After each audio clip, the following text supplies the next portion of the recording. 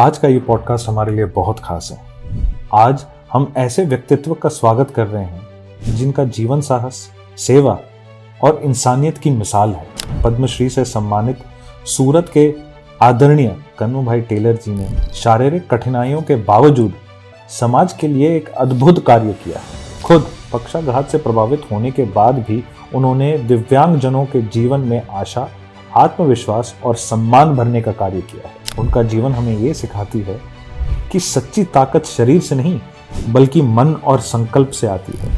आज उनका हमारे साथ होना हमारे लिए बड़े गर्व और सीख का विषय है।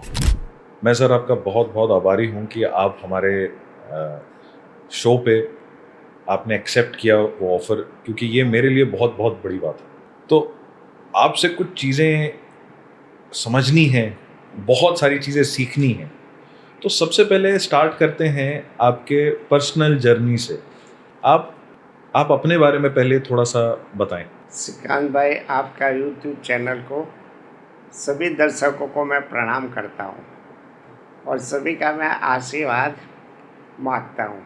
आपने सवाल ऐसा पूछ लिया है कि मैं सोच में पड़ गया। मेरा 56 में मेरा बर्थ हुआ था। ये सूरत के पास एक मगदल्ला गांव थे। वहाँ मेरी मम्मी यहाँ डिलीवरी कराने के लिए पीयर में आई थी। फिर मेरे पापा यहाँ आणंद के पास खेड़े जिले में अड़ास गांव है, वो टाइम खाली 500-600 आदमी की बस्ती थी।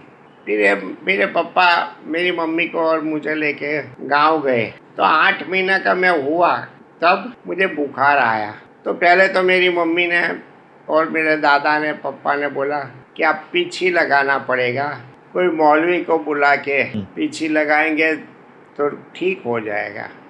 पीछी क्या होता है पहले? पीछी होती है कि वो हाथ में कोई डंडी रखता है। हाँ। और मुसलमान के जो गुरु होते हैं मौलवी, ये आते हैं, मेरे सामने बैठते हैं और मेरे को फूंक मारते हैं, रुमाल से हलाते हैं और लगाता है कि तेरे को ठीक हो जाएगा। ये सब कराया, लगभग 1 महीना तक कुछ हुआ नहीं। फिर कोई माता जी के बुआ के पास ले गया तो बुआ ने खाली ढूंढ के बताया मेरी माँ को कि यहाँ आकाश में से रथ जा रहा था, वो रथ तेरे बेटे के पर घूम गया है, इसके लिए उनका दोनों पाँव चला गया है। तो ऐसे करके सबको बताया। 3 साल हो गया ये विधि करने से। 3 साल तक वो डॉक्टर के पास नहीं गया। बीच में एक डॉक्टर गांव का आया, गामड़िया, तो उसने इंजेक्शन लगा दिया। तो मेरा ताव तो बिल्कुल बुखार उतर गया और साथ साथ मेरा दोनों पाँव भी लेके चला गया। मेरे को दोनों पाँव से पोलियो हो गया।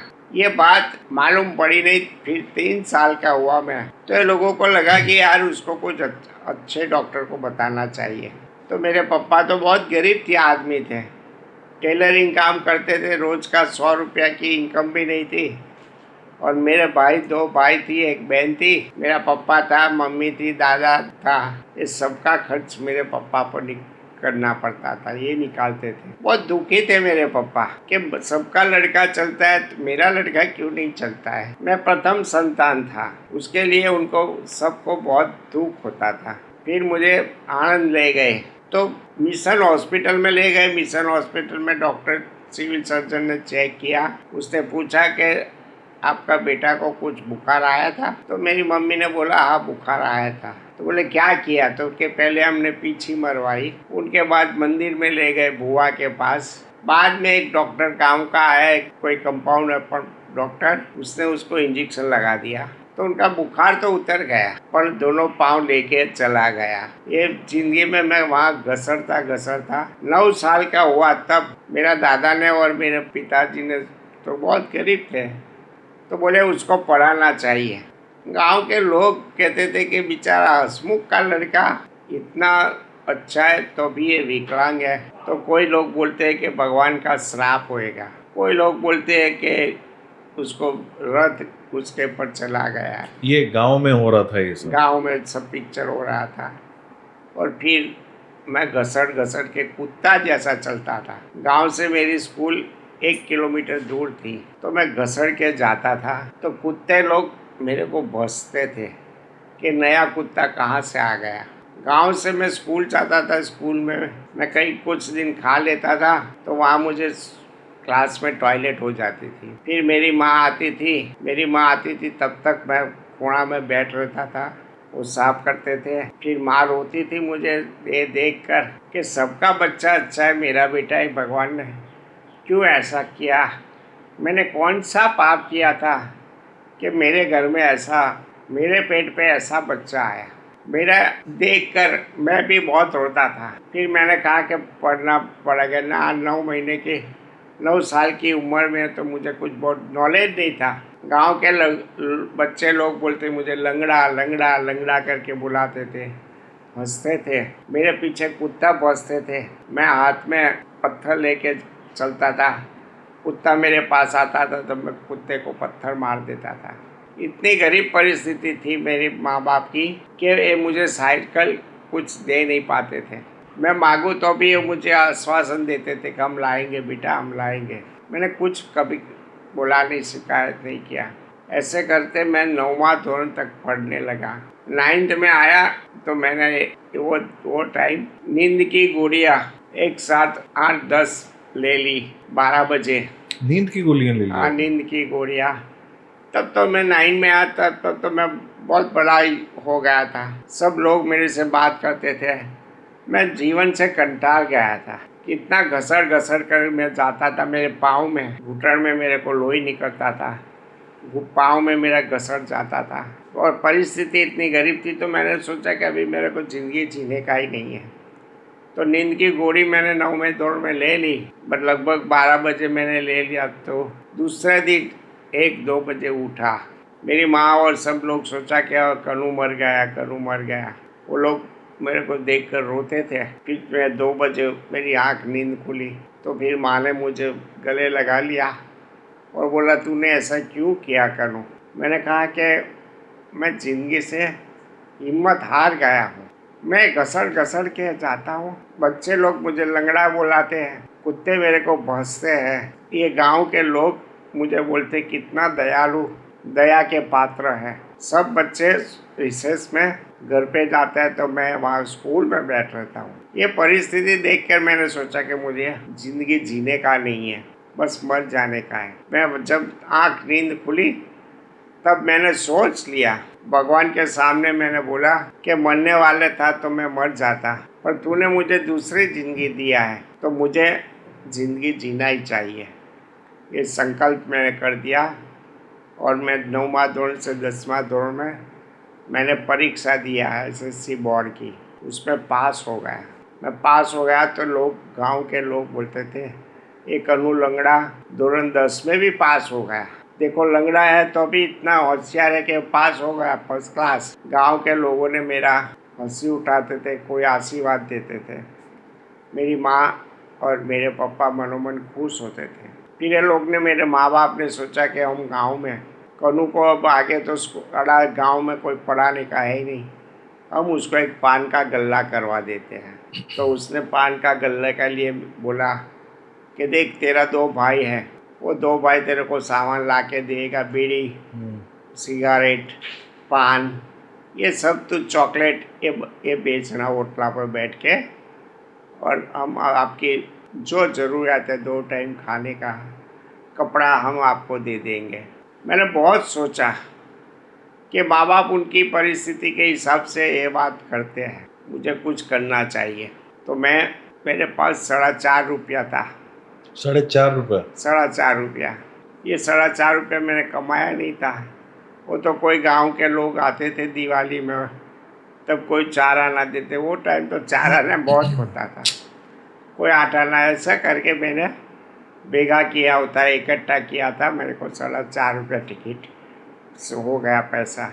मैं एक दिन सुबह 4.5 रुपया लेके मैं अहमदाबाद जाने के लिए 7 बजे की ट्रेन में बैठा, लोकल ट्रेन में। मैं अहमदाबाद पहुंचा 10 बजे। तो रास्ते नडियाद में मैंने एक लड़की देखी, वो दोनों पाँव से विकलांग थी। तो उनको देखकर मैं सोच में पड़ गया। ये लड़की ने लोगों को बोला कि मुझे मेरी व्हीलचेयर ले दो और मुझे आगे बिठा दो, ट्रेन में बिठा दो, और मेरे को उचक के भी ट्रेन में बिठा दो। तो सब लोगों ने आते उसकी मदद की। तो मैंने ट्रेन में मैंने देखा, देखो ये लड़की भी अकेली है तो लोगों की मदद से आगे निकल गई। जैसे अहमदाबाद स्टेशन आया, वो लड़की ने फिर से लोगों को मदद मांगी तो लोगों ने उसको मदद देने के लिए तैयार हो गए। ये देखकर मैंने सोचा कि मुझे भी कुछ करना चाहिए। तो मैंने 2-3 आदमी को बोला, भैया मैं चल नहीं सकता हूँ, आप मुझे मदद करो ना। तो 2 आदमी चला गया, तीसरा आदमी आया, उसने मेरे को उतार के ट्रेन में से नीचे बिठाया। मैं ट्रेन में से नीचे बैठा कर घसट कर मैं बाहर तक पहुंचा। मैंने रिक्शा वाले को बुलाया। आपकी उम्र क्या थी उस टाइम? तो वो टाइम में अब मानो 8 और 8 15-16 साल का था। वो टाइम में 15-16 साल का। जब आप अहमदाबाद के लिए निकले गांव से तो घर पे बताया था कि मैं जा रहा हूँ? मैंने बोला मेरी माँ को कि माँ मैं पान का कल्ला नहीं करूँगा। तो माँ ने मेरे को सवाल किया कि तू करेगा क्या? मैंने कहा मैं आगे पढ़ूँगा। तो बोले कहाँ पढ़ोगे? मैंने कहा मैं अहमदाबाद जाऊँगा, अहमदाबाद जाके पढ़ूँगा। तो माँ ने आशीर्वाद दिया, बोले पैसा है? मैंने कहा 4.5 रुपया मेरे पास है, मैं पहुँच जाऊँगा और भगवान मुझे मदद करेंगे, तू आशीर्वाद दे। तो बोले तू मुझे कैसे भी ले गए वापस? मैंने कहा मैं वैकेशन में तेरे पास आता रहूँगा, माँ तू चिंता मत कर। फिर मैं अहमदाबाद पहुँचा रिक्शा में। सोचा था कि मैं कहाँ जाऊँ। तो मैंने रिक्शा वाले को पूछा कि मुझे कोई कॉलेज हो वहाँ ले जाओ। तो उसने मेरे को Sajanand arts and commerce college Ambawadi Vastrapur में वो रिक्शा वाला ले गया। 1 रुपया उसने ले लिया। मैंने कहा ठीक है, मैं 1 रुपया दे दूंगा। मैं कॉलेज में गया, प्रिंसिपल CL शास्त्री थे। मैंने सब मेरे जीवन की बताया कि ऐसी परिस्थिति में मैं यहाँ आपके पास आया हूँ। मेरे पास एक 11वां दौर का सर्टिफिकेट है, ये लेके आया हूँ। साहब ने देखा तू पास हुआ है, तू तो 52% है तेरा। मैंने कहा हाँ सर। तो बोले कॉलेज करना चाहते हैं BCom? मैं कहा हाँ सर। मुझे एडमिशन दे दिया। फिर प्रिंसिपल ने बोला देखो अपनी कॉलेज के बाजू में एक अपंग मानव मंडल नाम की एक संस्था है, वहाँ तू जा और उनके जो ट्रस्टी है उसका नाम दिया सुनंदाबेन वोरा। उसने स्कूल बनाई है, उसका स्थापक प्रमुख है कन्हूभाई मेहता। उसका दोनों पाँव नहीं था तो उसने ये स्कूल बनाई है 1 से 7 दौर की दिव्यांगों की। तो मैं गया, CL शास्त्री ने जो एड्रेस दिया था वहाँ सुनंदाबेन मिले। मैंने सुनंदाबेन को बात बताया, मैं यहाँ कॉलेज करने के लिए गांव से आया, मेरा अहमदाबाद में कोई सगा वाला नहीं है, आप मुझे आपकी संस्था में रखो। मैं सुबह 7 बजे से 10 बजे तक कॉलेज करूँगा और 11 से 5 आपकी स्कूल में मैं एक टीचर की नौकरी करूँगा। टीचर की नौकरी करेंगे? टीचर। तो बोले कितना पगार लोगे? मैंने कहा सिर्फ मेरे को 10 रुपया महीने देना, खाना पीना रहना फ्री में आपको करना। 10 रुपया इसके लिए कि मेरे को टूथब्रश साबुन लाने के लिए चलेगा। वो सेक्रेटरी थी सुनंदाबेन ऑल थी, तो बहुत खुश हो गई। उसने फटाफट प्रिंसिपल को बोला देखो ये विकलांग लड़का इतना पढ़ के आया गांव से, तो उसको दौरान 4 का टीचर बना दो और तेरे को दौरान 4 का जो 20-25 दिव्यांग है उसको तेरे को पढ़ाने का है। मैंने कहा मैं रोज़ सुबह कॉलेज जाऊंगा और 5 बजे तक मैं स्कूल में रहूंगा, 11 से 5। आप मुझे रूम में सोने का रहने का करवा दो, खाने का करवा दो। बोले सब मिल जाएगा आपको। मुझे लगा कि बहुत अच्छा जीवन की एक तक मिली मुझे। कॉलेज के पहले साल में मैं पास हो गया, तो मेरे को इतना अच्छा लगा कि चलो मैं कॉलेज में पास हो गया, मेरा जीवन भगवान की कृपा से आगे आएगा। मेरी कॉलेज में 3-4 विकलांग लड़के पढ़ते थे। आपके कॉलेज में पढ़ते थे? तो पढ़ते थे। तो मैं घसड़ के मैं चल सकता था, मैं ओटला पे बैठता था। फिर मेरे को कॉलेज के लड़के लोग मेरे को उठा के क्लास में ले जाते थे। वो टाइम एक मनसुख भाई पटेल करके एक लड़का कॉलेज में आया और पहले दिन से मेरा दोस्त बन गया। वो कॉलेज में ऐसे ही आता था घूमने के लिए, लड़कियों के पास ऐसा था घूमने के लिए वो आता था। फिर मेरे कॉलेज का टाइम उसको मालूम था कि ये टाइम पे मैं आऊँगा कॉलेज में, तो उठा के मुझे रूम में ले जाते थे। फिर छूटने के टाइम वापस आ जाता था। फिर मेरे को ट्राईसाइकिल में बिठा देते थे। ये लड़के ने मेरे को 1 साल इतनी सेवा किया। फिर जैसे मुझे एक दिन सोच में पड़ा कि यूनिवर्सिटी में जो लोग दिव्यांगों के सब ऑर्डिनरी के लिए नॉर्मल बच्चों को लिए खेल महाकुंभ रखते हैं। खेल महाकुंभ। खेल महाकुंभ तो मेरे को दिन में हुआ कि सबके लिए होते तो मेरे दिव्यांगों के लिए क्यों नहीं होते। मैं ट्राईसाइकिल लेके अहमदाबाद की लगभग 30-40 कॉलेज थी अहमदाबाद में वो टाइम, सब कॉलेज में गया मैं, सब कॉलेजेस में सब कॉलेज में गया और कितने दिव्यांग ढूंढा तो वो टाइम मेरे को 60 दिव्यांग बच्चे मिले, 60। मैंने सबको बोला कि अपने खेल महाकुंभ कराना है, आप लोग आएंगे ना? बोले हाँ कन्नू भाई, हम सब लोग आएंगे आपके साथ और खेल को हमको भी खेलना है, पर कॉलेज वाले हमको चांस नहीं देते। मैंने पूछा क्या क्या खेल सकते थे अपने, बोले भाला फेंक बैठा बैठा कर सकते हैं, घोड़ा फेंक कर सकते हैं, एक जो घोड़ी कैचिस होती है वो कैचिस से दौड़ना होता है। सब मैंने लिख दिया कि ये सब काम लगेगा। फिर प्रिंसिपल को मिला, प्रिंसिपल ने बोला कि कन्नू भाई ये मेरा काम नहीं है, मैं मेरे कॉलेज का चीफ हूँ, दूसरी कॉलेज का मैं चीफ नहीं हूँ, मैं कुछ नहीं कर सकता। तो बोले क्या करूँ? मैंने कहा, बोले आप यूनिवर्सिटी के वाइस चांसलर को मिलो।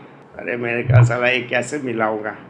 तो अभी मैंने हिम्मत करके गुजरात यूनिवर्सिटी है अहमदाबाद में, मैं उनके वाइस चांसलर थे के परीख, बहुत अच्छे आदमी थे परीख साहब को मिला। मैंने बताया, मैंने रिक्वेस्ट किया, सर आप लोग नॉर्मल बच्चों को खिलाते रवाते तो मेरे बच्चों को भी दिव्यांग को अपना हिस्सा करवाओ ना। वो पहले मन में सोच रहा था 15-20 मिनट, कुछ बोला नहीं। फिर मैंने लिस्ट उसको बताया सभी कॉलेज का दिव्यांगों का, और क्या क्या रमत रमोगे ये भी मैंने कहा ट्राईसाइकिल भी दौड़ सकते हैं, व्हीलचेयर भी दौड़ सकते हैं, दिव्यांग बैठे बैठे दौड़ सकते थे, जिसके पास घोड़ी है घोड़ी लेके भी दौड़ सकते हैं, वो भाला फेंक भी कर सकते हैं, वो घोड़ा फेंक भी कर सकते हैं। किसी परी को लगा कि बात तो अच्छा बोल रहा है, कुछ है कन्नू में दम कि ये ऐसी बात कर रहा है। क्योंकि आप सारा होमवर्क करके गए थे ना अपना। मैं होमवर्क करके गया था, मुझे मालूम था कि मैं वाइस चांसलर के पास मैं जाऊँ तो मैं क्या बोलूँ। तो मेरी बात सुन के वो बहुत प्रभावित हो गए, मेरे जीवन के बारे में पूछा कि तू कहाँ से आया? मैंने कहा ये गांव से आया है।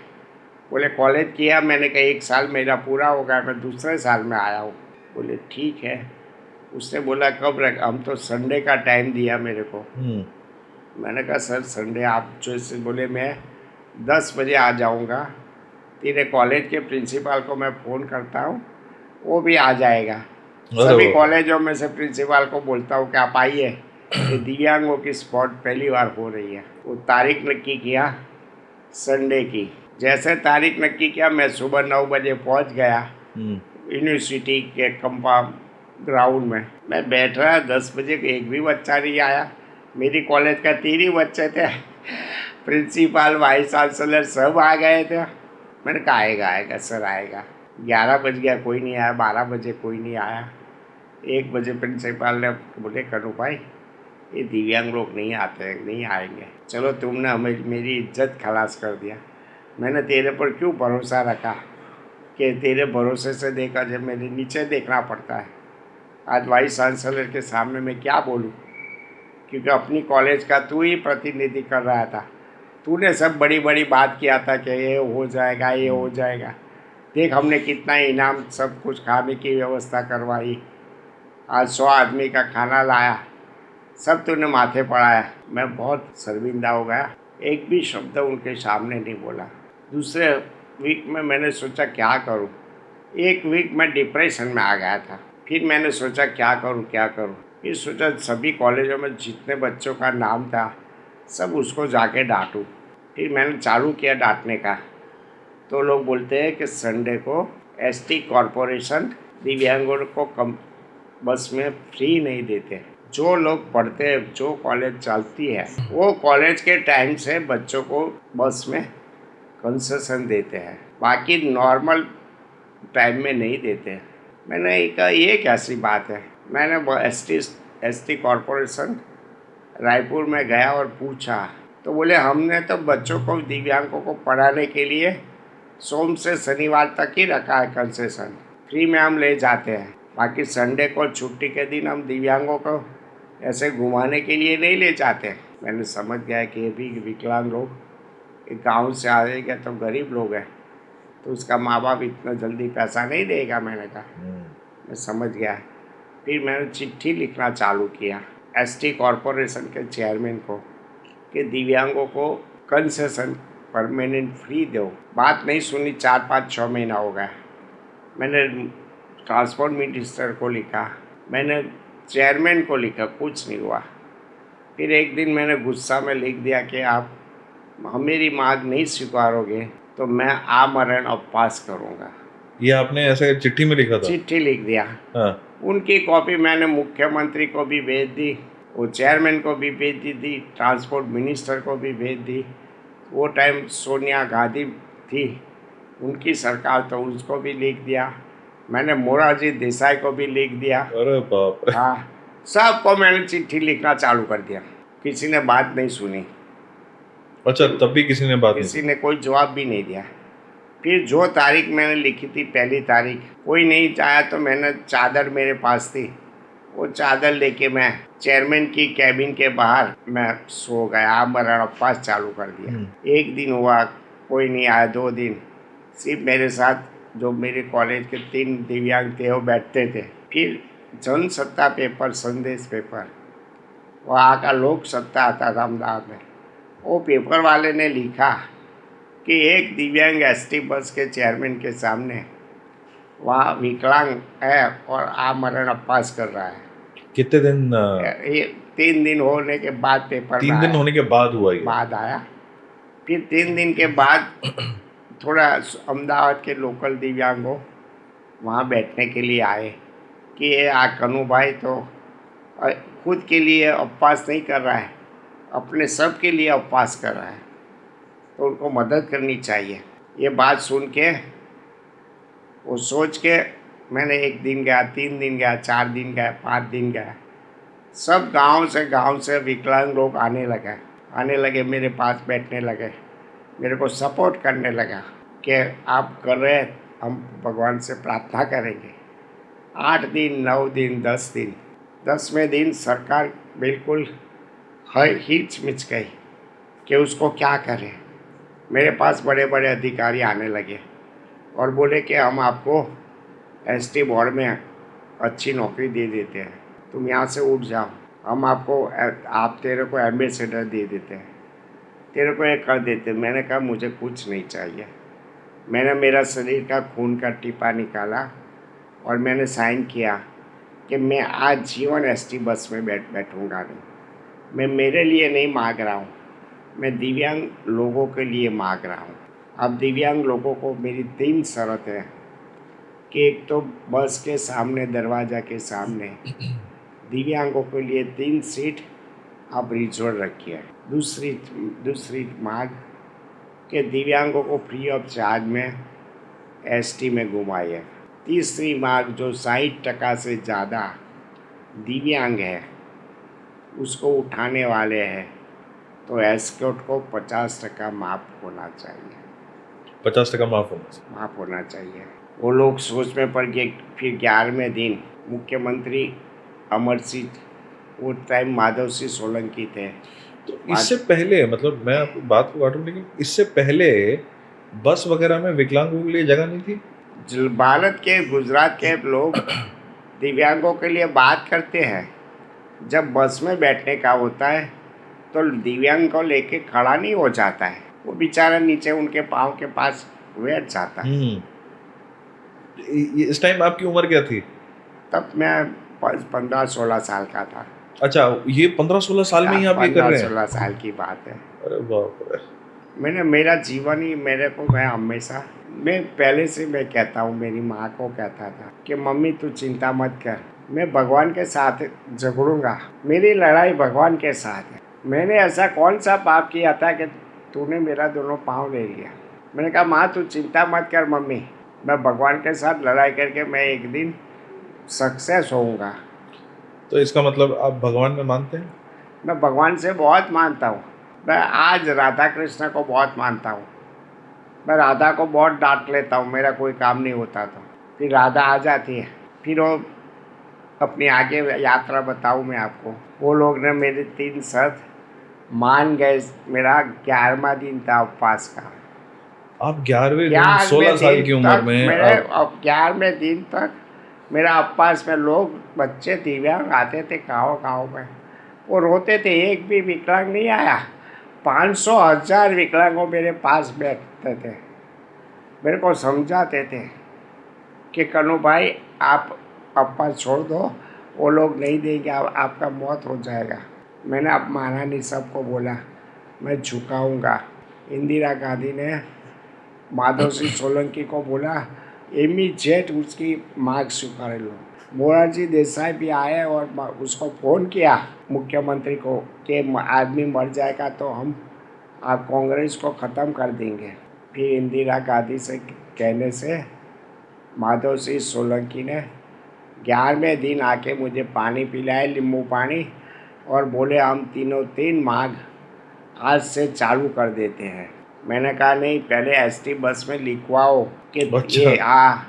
ये दिव्यांगों के लिए ये 3 सीट रिजर्व है। तो मान गए। फिर बोले 2 चीज़ हम 1 हफ्ते के बाद हम जीआर बाहर पाड़ेंगे और आपकी मांग स्वीकार कर लेंगे। मैं बहुत खुश हो गया। मेरे पास हज़ारों दिव्यांगों आए थे। फिर मेरे को उसने टेम्पे में बैठा के वो लोगों ने मेरा सर्कस निकाला, पूरा अहमदाबाद में मुझे घुमाया लोग ने। फिर मैं कॉलेज हफ्ते के बाद चालू किया। उसमें एक नया चमत्कार हुआ मेरे जीवन में कि मोरारजी देसाई प्राइम मिनिस्टर बन गए उनके बाद। तो उसने जिनीवा में 79 की बात करता हूँ अभी, कि वहाँ एक 6 mobility international world conference Geneva में थे। तो मोरारजी देसाई को मालूम था, मेरे को देखा हुआ था जब मैं उपवास कर रहा था, तब भाई समझाने के लिए आए थे। मेरे जिद्दी था, तो उसने सोचा ये जिद्दी आदमी को मैं पसंद करूं। 79 में उसने नक्की किया। उसका कलेक्टर के ऊपर उनका पीए का फ़ोन आया। वो कन्नू टेलर करके विकलांग था, उपवास पे बैठा था, उससे हमको बात करवाओ।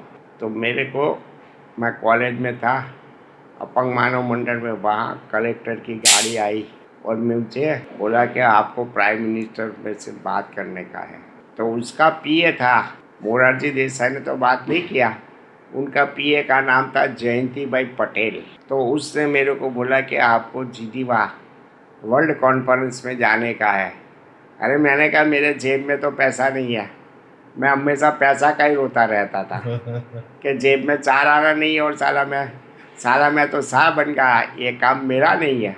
तो उसके बोला कि आपको बस अहमदाबाद से मुंबई तक की टिकट देंगे हम, और मुंबई से आपको प्लेन की टिकट देंगे लंदन की। लंदन आपको 1 दिन स्टे करने का है, उनके बाद आपको जिनीवा कॉन्फ्रेंस में जाने का है। तो मैं दर्जी था, तो मेरे गांव लोगों ने मेरे को, किसी ने कोई सूटकेस दिया टूटेली, किसी ने पैंट सिलाया, किसी ने शर्ट दिया, किसी ने ऐसी कोटी बना के दिया। तो ये सामान लेके साला मैं तो साहब बन गया। मैं सोचा चलो अभी मुंबई जाता हूँ। मुझे ट्रेन में बिठाया और रेलवे स्टेशन लोकल ट्रेन में मैं जा रहा था। तो जितने दर्जी लोग होते थे वो रेलवे स्टेशन पे मिलने के लिए आए थे। मिलने लगे थे। कोई 2 रुपया देता था, कोई रुपया देता था। वो टाइम 79 की बात करता हूँ। और दर्जी लोग तो ऐसे गरीब पहले से ही थे। तो मेरे को जेब में 5, 50, 100 रुपया होगा। मैंने कहा चलो ठीक है। मुंबई में मैं उतर के टैक्सी का भाड़ा मिल गया। मैं एयरपोर्ट पे गया। एयरपोर्ट पर एक साहब आया, उसने मेरे को प्लेन की टिकट दिया और प्लेन पे बिठा दिया। वो फ़्लाइट मुंबई से रात को 2 बजे की फ़्लाइट थी। मुझे 12 बजे 11 बजे मुझे एयरपोर्ट के अंदर ले गया। मुझे बैठा दिया, विकलांग था, मैं घसड़ के ही चलता था। मेरे पास व्हीलचेयर भी नहीं थी। जैसा मुंबई से फ़्लाइट में बिठाया, लंदन हीथ्रो एयरपोर्ट पे उतरा। क्या भारत के हाई कमिश्नर एन.जी. गोरे थे वो टाइम। एन.जी. गोरे लंदन में एम्बेसडर थे, इंडियन एम्बेसडर। और रमेश भंडारी करके फर्स्ट सेक्रेटरी थे गुजरात भारत सरकार में। तो ये लोग मेरे को मिलने के लिए आए। ये लोग आपको मिलने के लिए आए वहाँ पे? और लेने के लिए आया। वो लोग ने व्हीलचेयर भी साथ में लाए, अच्छा ये लोग मेरे लिए सूट भी लाया, अच्छा 4 जोड़ी मेरे को बुस्कोट लाया। बोले मैं तो सोच पे पड़ गया, मैंने पूछ लिया इमीडिएट, मैंने कहा सर ये इंडिया में देना था ना,